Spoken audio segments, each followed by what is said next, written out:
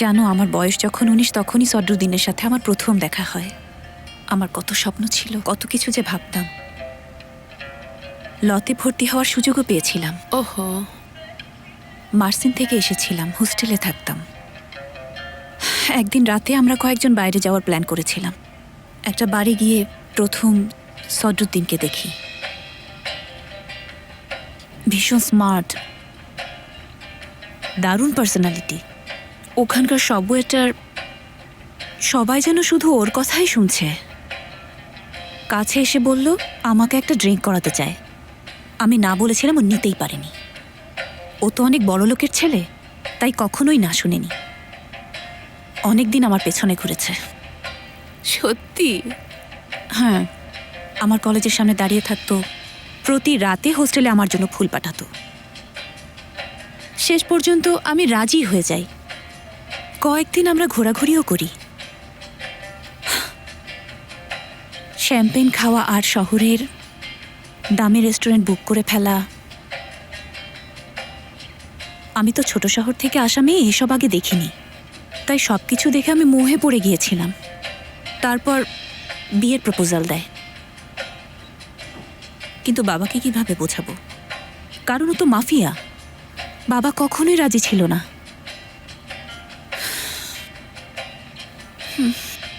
কিভাবে যে আমাকে রাজি করলো জানি না। আমি বাবাকে বলেছিলাম ওর সাথে বিয়ে না দিলে আমি কিন্তু সুইসাইড করব। এটা শুনে বাবা রাজি হলো। তারপর নিশ্চয়ই সবকিছু বদলে গেল, তাই না? হ্যাঁ, অবশ্যই। হানিমুনেই ও আমাকে চিট করেছে। সেসব এখন অতীত। ওহ, আমাদের সামনে অনেক কষ্ট ওয়েট করছিল উমরান। এই 4 দেয়ালই আমার জেলখানা হয়ে গেল। এখন সবাই ভাবছে সঙ্গুল খুব খারাপ একটা মানুষ। কেউ কখনো ভাবেওনি সঙ্গুল এমন হয়তো পৃথিবীতে জন্মগ্রহণ করেনি। দেখো বাচ্চাটাকে কত ভালো করে বড় করছি, একদম পারফেক্টলি, একদম। হ্যাঁ, কিন্তু বাহারি সাহেব জানলে আপনাকে শেষ করে দেবে। উমরান, আমি তো আগেই শেষ। আর কি হওয়ার বাকি আছে? মারিয়াকে আমি কাজ দিয়েছিলাম, আর বাহারি উম্মাদ সেটা জেনে গেছে, জানো উমরান? হ্যাঁ, সঙ্গুলের যাত্রা এখানেই শেষ হয়ে গেছে। না না, আপনি আবার কোনো না কোনো উপায় বের করে নেবেন। আপনার মতো যদি আমারও একটু বুদ্ধি থাকতো। ভালোই মজা নিচ্ছ উমরান। দুঃখিত, কাউকে ধার দেওয়ার মতো বুদ্ধি আমার এখন নেই।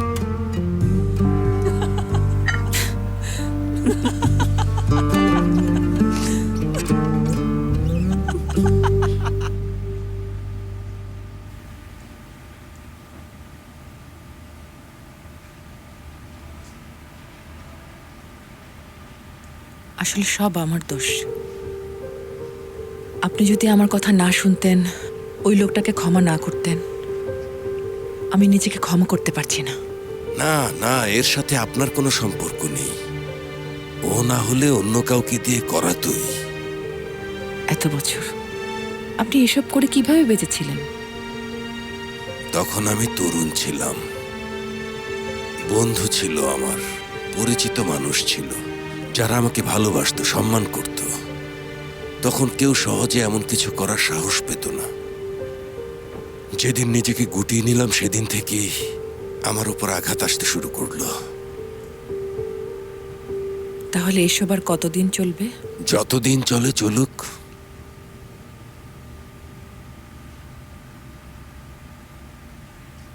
আমি আপনাকে হারাতে খুব ভয় পাই।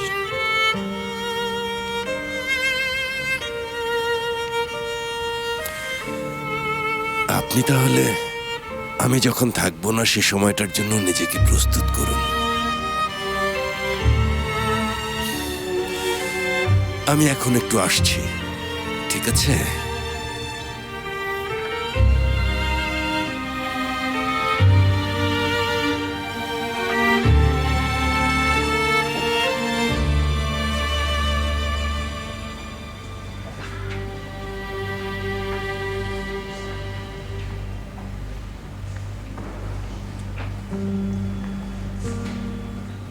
হ্যালো ইসভিস, তুমি কাল সবাইকে জড়ো করো, জরুরি মিটিং করতে হবে।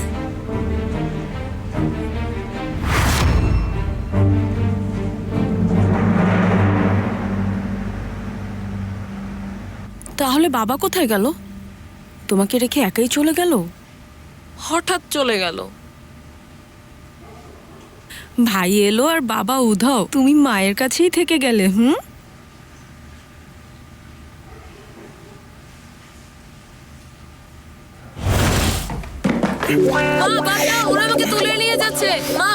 থামো থামো, ছেড়ে দাও, ভয় দেখিও না।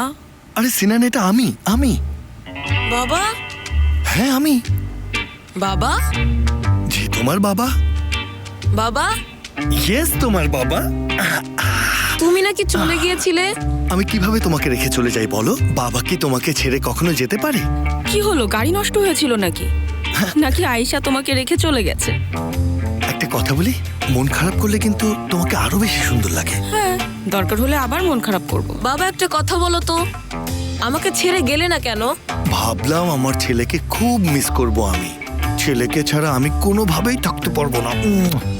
সত্যি বাবা? একদমই না, কাজের ঝামেলার জন্যই থাকতে হয়েছে। আমিও তাই ভেবেছিলাম। দেখলে মা, আমি বলেছিলাম আমার বাবা আমাকে রেখে কখনোই যাবে না। পুরোটাই মিথ্যা সিনার, নিশ্চয়ই আবার কোনো ঝামেলায় জড়িয়ে পড়েছে।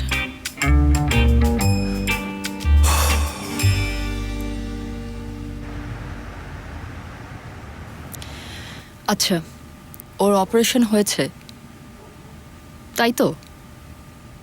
মানে কোনো পরিবর্তন নেই? বুঝতে পেরেছি। সামান্য একটু আপডেট পেলে আমাকে জানাবেন। Thank you very much. Good by.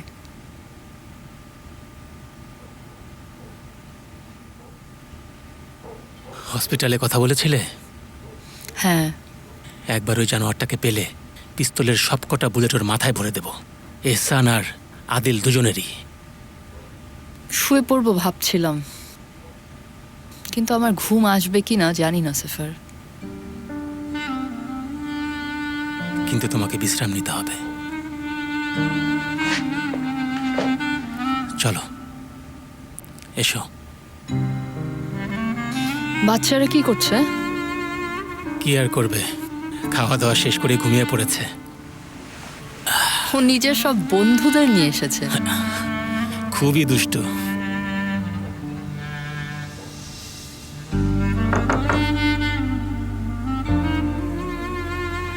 আচ্ছা, আমি দেখছি কে।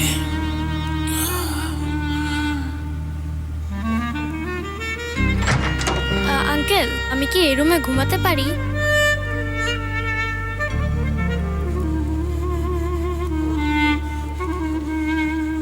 এসো দুষ্টু সোনা, এসো। এসো, ভেতরে এসো।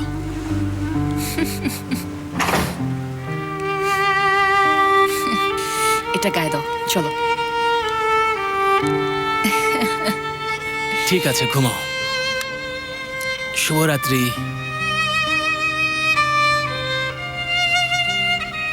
Good night safer.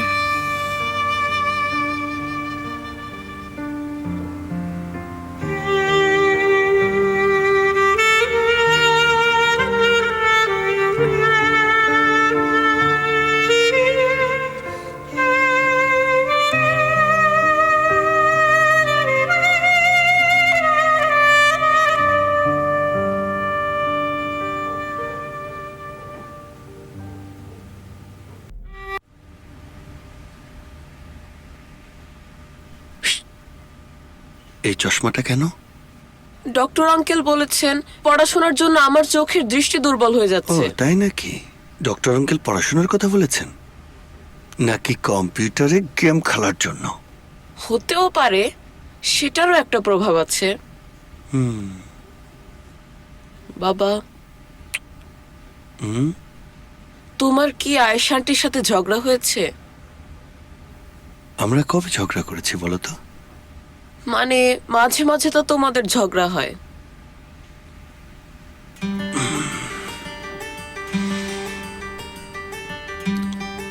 আমি কারোর সাথে ঝগড়া করি না বাবা। আমার লড়াইটা নিজের সঙ্গে।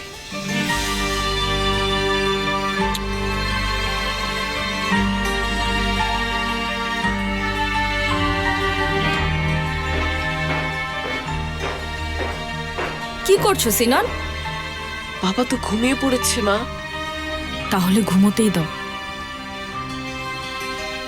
মনে হচ্ছে খুব ক্লান্ত।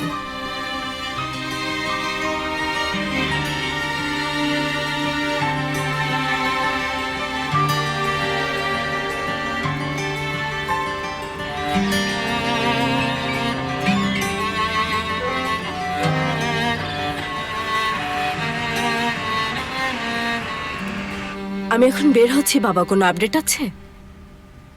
ঠিক আছে, রওনা দিচ্ছি।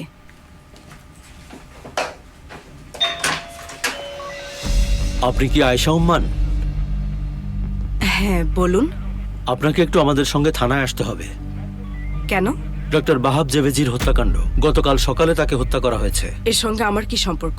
জানি না, সেখানে গেলেই জানতে পারবেন। ঠিক আছে, চলুন। সিনান, এখন পুডিং বানাচ্ছ কেন? আয়েশা আন্টির জন্য করছি বাবা। তাহলে পুডিংই কেন? আয়েশা আন্টি খুশি হবে, আর এটা বানানো খুবই সহজ। ঠিক আছে, দেখো চুলার এই অংশটা গরম, ঠান্ডা অংশটা ধরবে, ঠিক আছে? ঠিক আছে।